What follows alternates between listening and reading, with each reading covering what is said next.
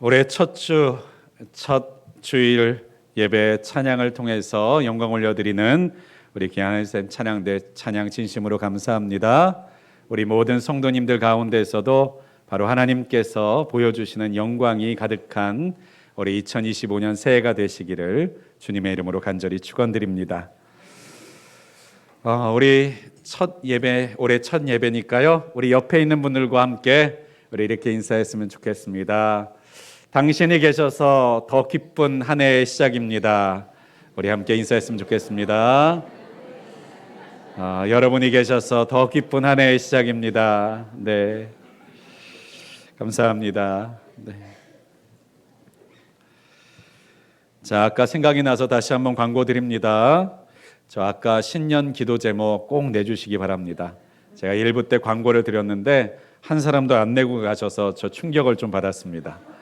네, 아마 다음 주에 내시려고 다 가져가신 것 같은데 저 하나도 안 내시는 줄 알고 좀 충격을 받았거든요. 네, 꼭 다음 주에라도 꼭 내주시기를 또 2부에 예배드리시는 우리 성도님들께 다시 한번 부탁을 드리겠습니다. 자, 오늘은요 요한복음 4장 24절에 있는 말씀을 통해서 하나님을 감동시키는 예배자가 되자, 하나님을 감동시키는 예배자가 되라라는 제목으로 하나님의 말씀 선포하도록 하겠습니다. 우리가 팍팍하고 어려운 인생을 살다 보면요, 감동할 일들이 많이 없어지는 것 같습니다. 삶이 바쁘고 분주할수록 우리가 무언가에 감동하고 무언가에 깊이 마음을 쏟으면서 살아가는 것보다는요, 그저 시간을 버텨내고 또는 우리가 해야 될 일들을 채워가는 일만으로도 버겁게 우리의 시간들과 우리의 세월들을 흘려보내면서 살아가는 일들이 참 많은 것 같아요. 그렇습니다. 사람이 우울증이 언제 오는가라고 하는 이야기를 제가 예전에 들어본 적이 있는데, 언제 우울증이 오느냐? 계절이 바뀌는 것을 알아차리지 못할 때 우울증이 온다라고들 해요. 봄이 오는지 여름인지 가을인지 겨울인지 모르고 살아가는 그 여유가 없는 삶 속에서 우리의 마음도 병들게 되고 우리의 생각과 우리의 방향도 흔들리고 혼란스러워질 수밖에 없다라고 하는 것이죠. 그래서 우리는요, 건강한 마음을 위해서 무언가에 감동할 줄 아는, 그리고 그 감동을 가지고 사는 사람이 되어야 할 줄을 믿습니다.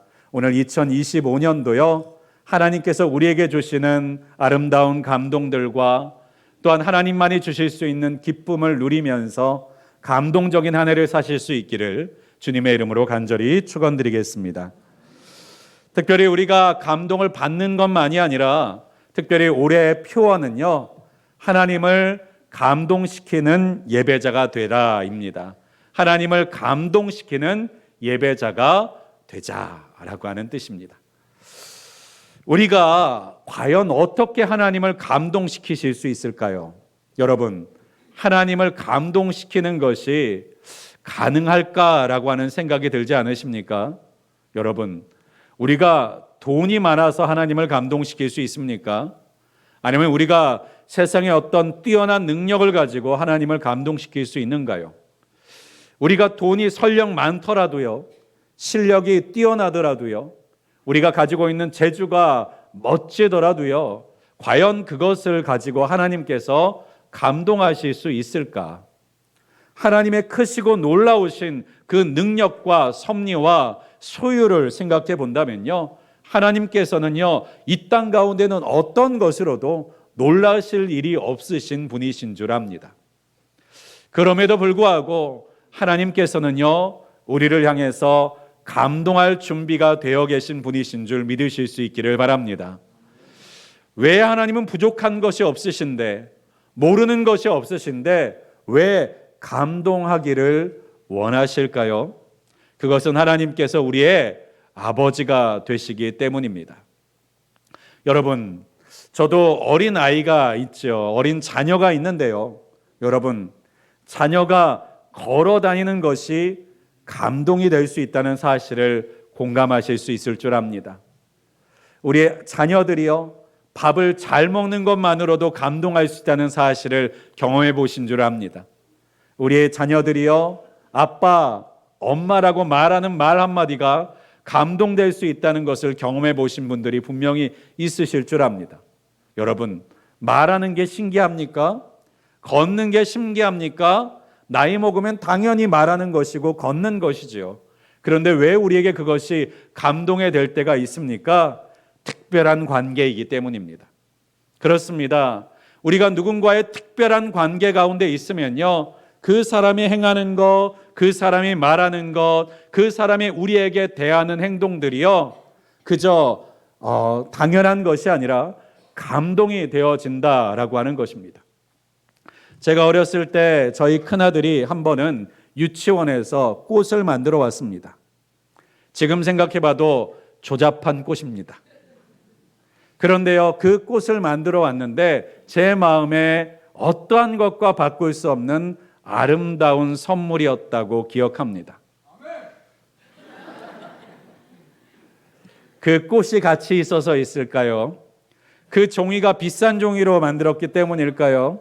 아니면 정말 꽃이 대단하게 잘 만들어서 있을까요? 아니요. 제 아들이 저를 아버지라고 여기면서 그 어버이날에 감사하는 마음을 그 표현하는 시간 가운데 그 서툴고 작은 손을 가지고 꼼지락꼼지락 만들었을 그 시간들이 기억나서 그 모습들이 머릿속에 떠올라서 그것을 들고 아빠에게 줘야지라고 집으로 달려오던 그 발걸음이 생각나서 감동이 되었던 것이죠. 그렇습니다. 감동은 결과로만 감동하는 것이 아니라 그 사람의 담겨진 마음, 그 과정 때문에 감동하게 되는 것인 줄을 압니다. 하나님께서도 우리에겐 감동할 것이 없으실 거예요. 그럼에도 불구하고 왜 하나님께서는 우리의 삶을, 우리의 신앙을, 우리의 믿음에 감동하십니까? 그 믿음은 보잘것없어요. 우리의 순종도 보잘것없습니다. 천지를 창조하신 하나님 앞에 우리가 드리는 어떠한 것도요, 대단할 것이 없습니다. 우리에게나 대단하지 하나님께는요, 아무것도 아닙니다. 그럼에도 불구하고 하나님이 왜 감동하십니까? 그 과정을 보셨기 때문에요. 그 마음을 보셨기 때문에요. 그 부족함 가운데서도 하나님께 가지고 그리고 마음에 담아 나오려고 하는 그 열심과 수고를 보셔서 하나님께서는 그 과정 때문에 감동하시는 하나님이신 줄을 믿으실 수 있기를 바랍니다. 오늘 우리가 하나님을 감동시키는 예배자가 되기 위하여서 이 한 해를 시작하기를 원합니다.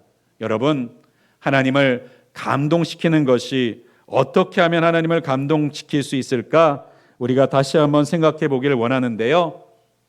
특별히 이러한 감동에 대한 것, 세상에는요, 누군가를 감동시키기 위해서 얼마나 노력하고 있는지 모릅니다. 제가 학부에서 경영학을 배울 때 이 고객 감동이라고 하는 단어가 그 지금으로부터 한 25년, 30년 전에 한창 이슈가 되고 있었어요. 그 전까지 대한민국은요, 감동을 시키는 것이 아니라 만족을 시키는 것에 포인트를 두고 있었습니다.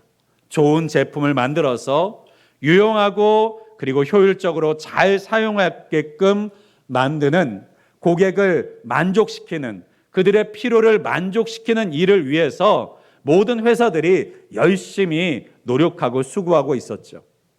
그런데요, 이제 우리나라가 기술적으로 그리고 과학적으로 여러 가지 좋은 제품들을 만들게 되니까요, 그 다음에 회사들은요, 이제 만족시키는 것만으로는 충분하지 않다, 고객을 감동시켜야 된다라고 하는 목적과 목표를 가지고 그 사업들을 펼치기 시작했습니다.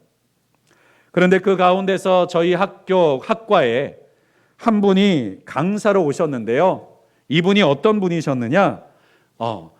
짜장면 배달하시는 분이 오셨어요. 그 경영학과 수업에 이 짜장면을 배달하시는 분이 오셨던 이유가 무엇일까? 처음에는 굉장히 궁금했는데, 이 분이 짜장면을 배달하시는 분이었지만 바로 그 짜장면을 배달받는 사람들을 감동시키는 노하우가 있으셨던 분이었던 거예요. 이분은요, 번개라는 이름으로 불리셨는데요, 짜장면 배달부를 약 11년 동안 하셨던 분이었습니다. 그런데 이분은요, 다른 배달하시는 분들과의 차별성이 있는 분이었어요. 어떤 일을 하셨냐면요, 한 번은 이분이 일하던 짜장면집이 헌법재판소 앞에 있었답니다.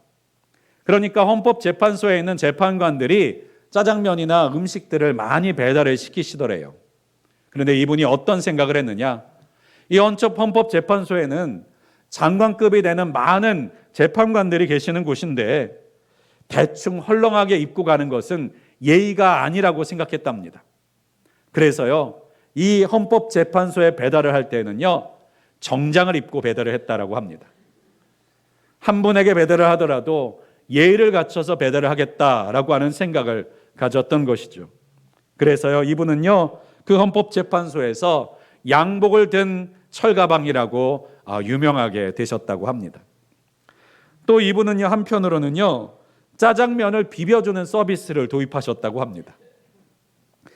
본인이 배달하는 그 사업장들을 보니까 의류 매장이나 미용실들이 많이 있었는데요, 이분들이 일하시다 보면 언제 갑자기 손님들이 들이닥칠지 모르다 보니까요, 짜장면이나 음식을 배달해 놓고도요, 그 음식을 그대로 내버려 두고 20분, 30분을 손님을 대해야 되는 경우가 많다 보니까 이 짜장면이 불어버리는 거예요.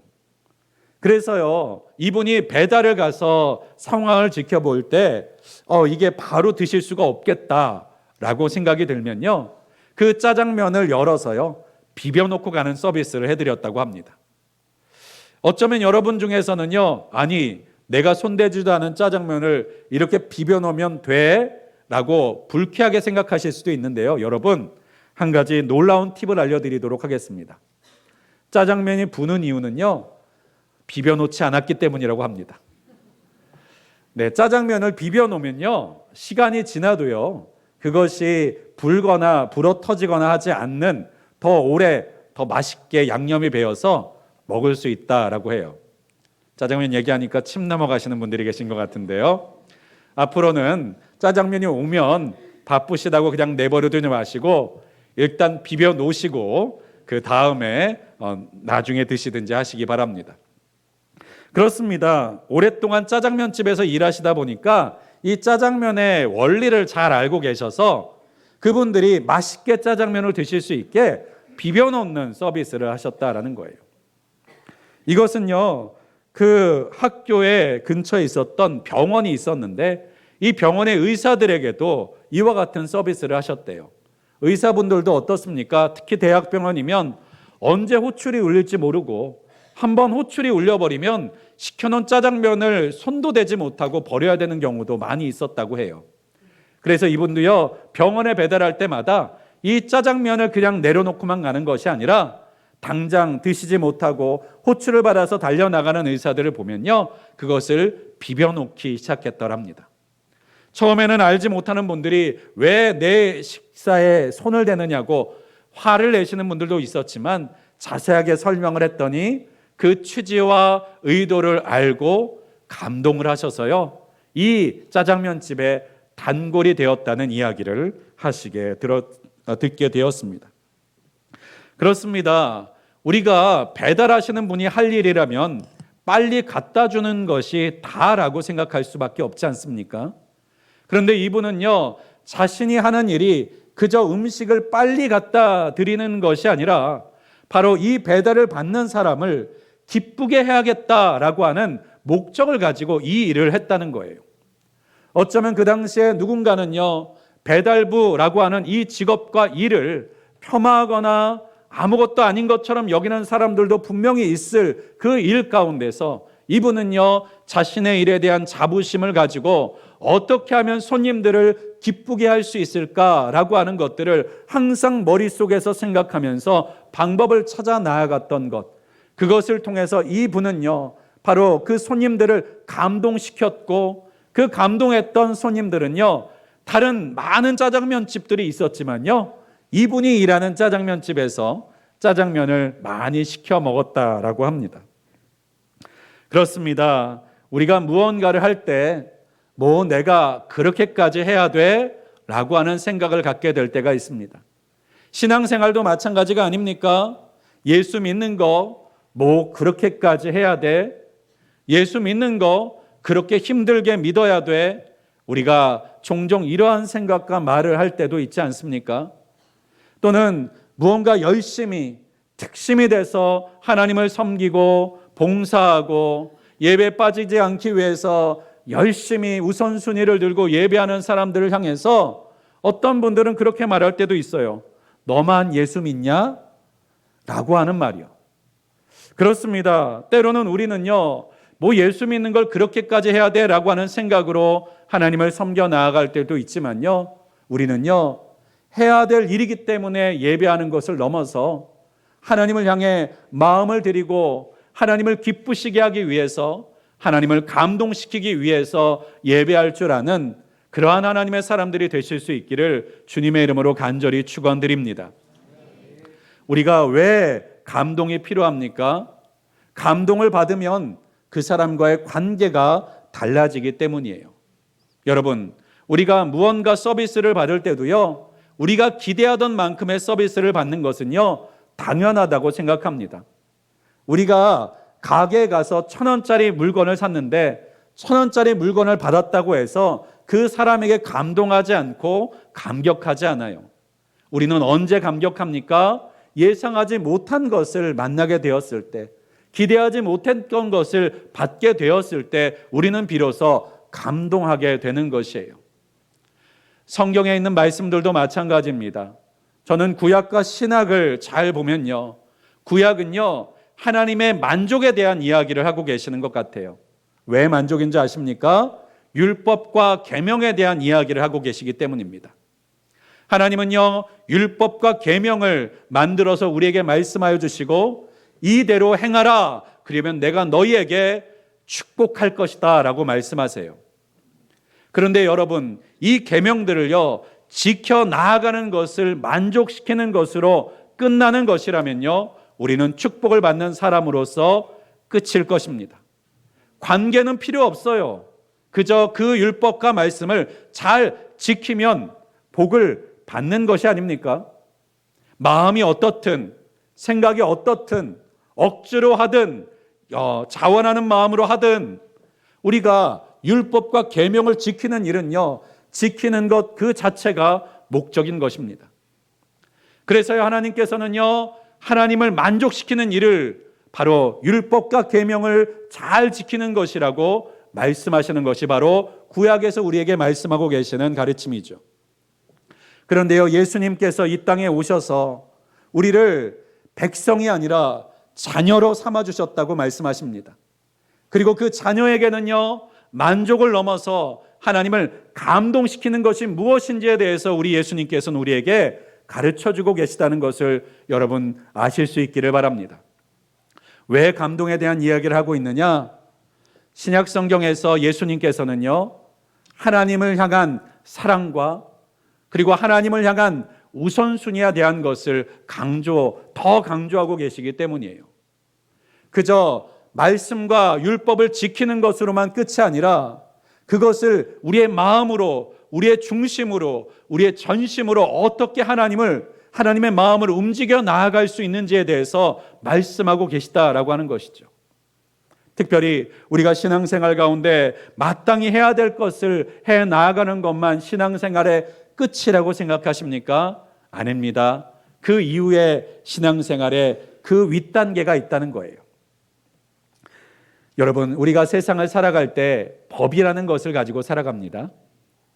그런데 여러분, 우리가 대한민국의 대한민국의 헌법과 법률을 지켜 나아가는 것이 누군가를 감동시키는 일이 되는가요?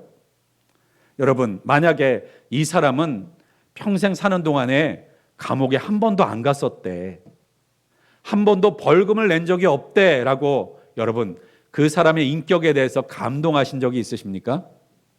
그런 일에 감동하지는 않죠. 왜요?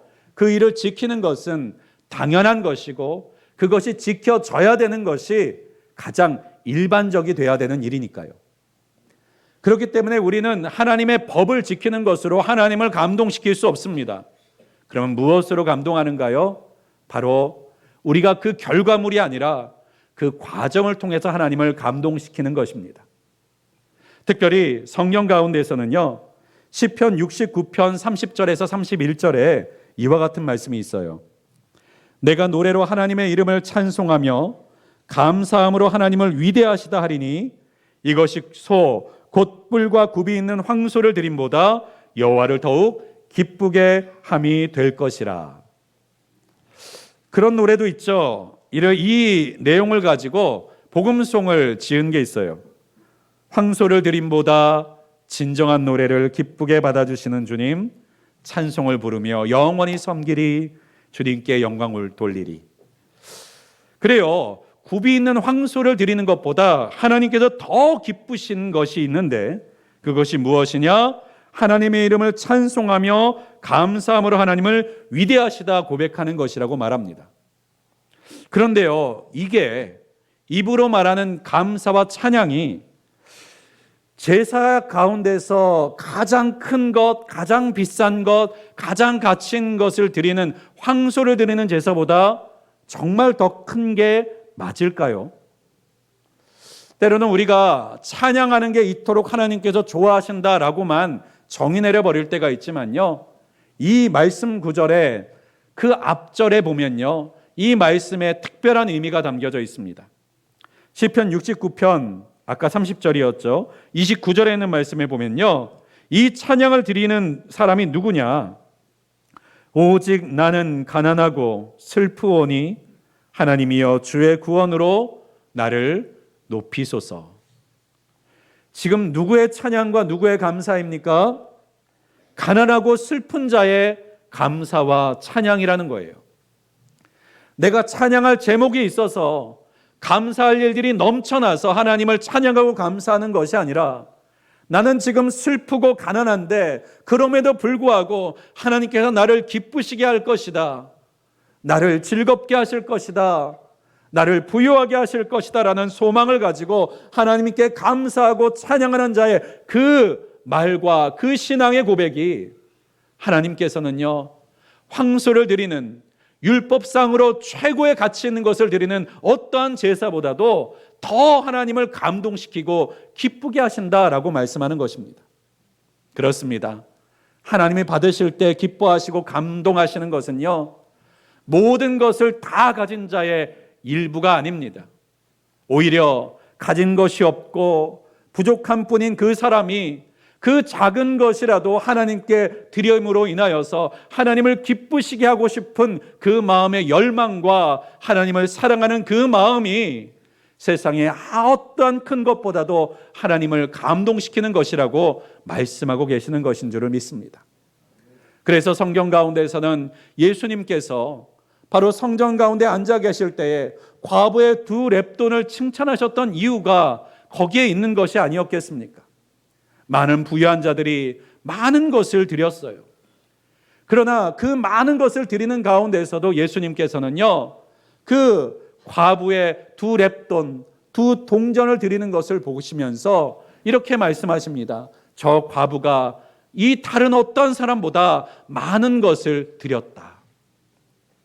여러분, 하나님의 기준은요, 사람의 기준과 다르다는 사실을 꼭 기억하실 수 있기를 바랍니다.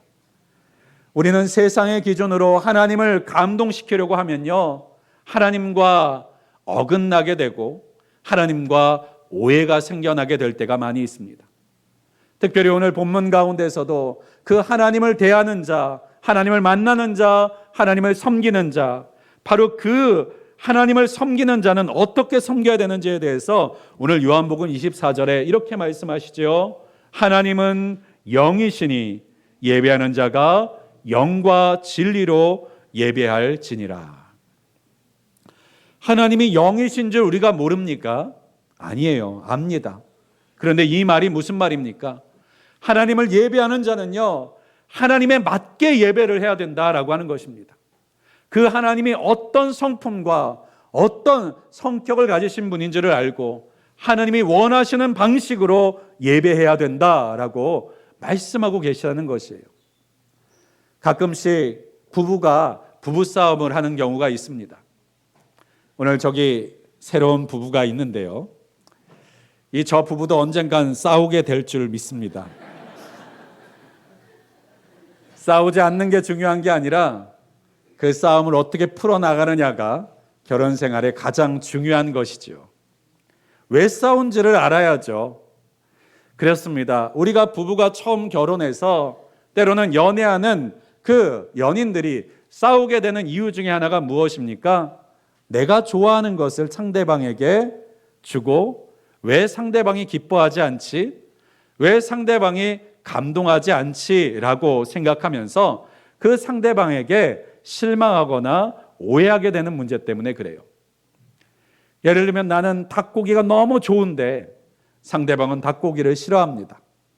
그런데 그것과 상관없이 내가 제일 좋아하는 것을 상대방에게 주면서 너 왜 안 기뻐해? 라고 말한다면요, 그 관계는요 건강한 관계가 될 수 없는 것이죠.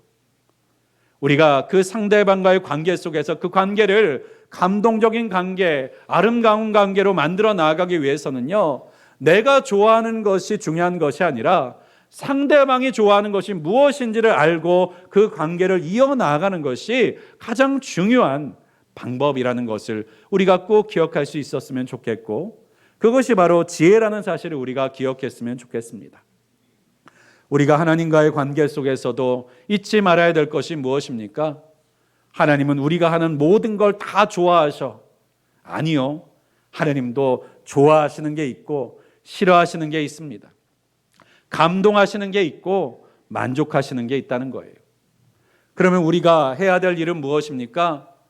정말 하나님을 사랑한다면요, 정말 하나님을 우리가 인생의 우선순위로 두고 살아간다면 내가 좋아하는 것이 아니라, 내가 원하는 대로가 아니라 하나님이 원하시는 것을 하나님의 원하시는 대로 섬기고 드리고 그리고 중심과 마음을 쏟아야 되는 것이 맞지 않겠습니까? 그래서 오늘 성경에도 그 중요한 진리를 말씀해 주고 계시는 거예요. 하나님은 영이시다. 하나님은 영이시기 때문에 육 가운데 사는 너희와 다르다. 그러니 너희는 너희의 방식, 너희의 열심, 너희의 세상의 문화와 방식이 아니라 바로 하나님의 방식인 영과 진리로 하나님을 대하고 예배해야 된다라고 말씀해 주고 계시는 것입니다. 사랑하는 여러분, 우리 하나님께서는요, 우리가 행하는 일들과 순종과 헌신에, 그리고 무엇보다 우리의 예배에 감동하고 싶어 하시는 분이신 줄을 꼭 믿으실 수 있기를 바랍니다. 그 하나님께서 지금도 우리의 예배 가운데, 우리의 예배하는 이 모습 가운데 하나님은요, 하나님을 감동시킬 사람들을 찾고 계시는 줄을 믿습니다. 우리가 하나님을 감동시키면 어떻게 될까요? 여러분, 왜 회사들이 고객을 감동시키려고 애씁니까? 고객을 감동시키면 그 고객들은요, 그 회사에 충성된 고객이 되기 때문이에요. 그 회사를 신뢰하는, 쉽게 떠나지 않는 그러한 손님들이 되어지기 때문입니다. 단골이라고 우리가 표현하죠. 하나님께서도 하나님을 감동시키는 자들과 함께하고 싶지 않으시겠습니까? 여러분, 우리가 의무와 책임으로 무언가를 하더라도요, 우리의 마음이 더 가는 사람이 있지 않습니까? 더 주고 싶은 사람이 있지 않습니까?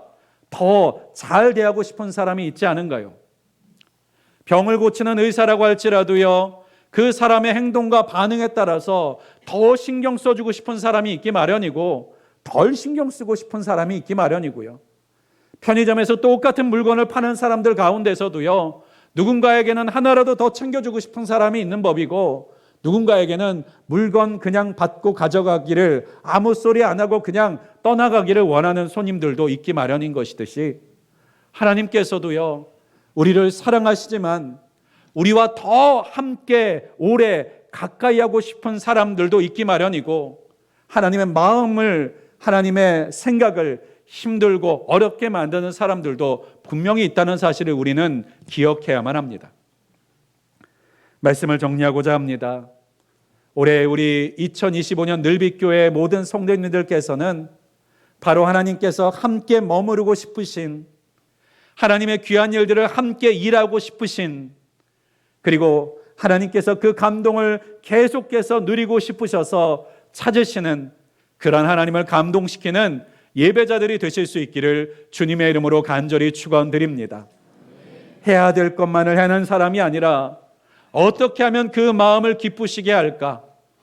아까 말씀드렸던 그 중국집을 배달하는 그 배달원조차도요, 그 손님을 기쁘시게 하기 위해서 골몰하고 애쓸 때 그 결실들을 맺는 것처럼요, 우리가 이 한 해를 어떻게 하면 하나님을 기쁘시게 할까, 무엇으로 하나님의 마음을 감동케 할까 고민하고 기도하고 생각하시는 그 중심 가운데선 하나님께서 그 노력만으로도, 그 생각만으로도 감동하시고 여러분을 기뻐하시게 될 줄을 믿습니다.